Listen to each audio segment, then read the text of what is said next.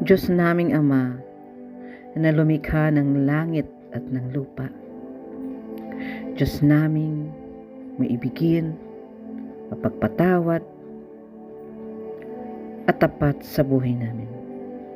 Maraming salamat po sa napakagandang umaga na ipinagkaloob mo sa amin, na muli nakita namin ang kagandahan ng paligid na iyong nilikha.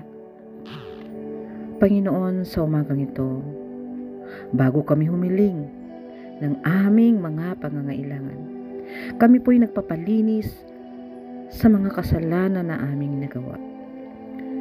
Hugasan mo kami ng iyong banal na dugo upang kami ay malaya na makalapit sa iyo at makahingi ng mga biyaya, O God. Hindi namin alam kung ano ang aming hinarap, kaya sa umagang ito, hinihiling namin ang iyong patnubay at gabay sa bawat isa sa amin, ganun din sa aming mga mahal sa buhay. Ipagkaloob mo ang lahat ng aming mga pangangailangan sa araw na ito. Tanggalin mo ang aming mga pag-alala sa mga bagay-bagay.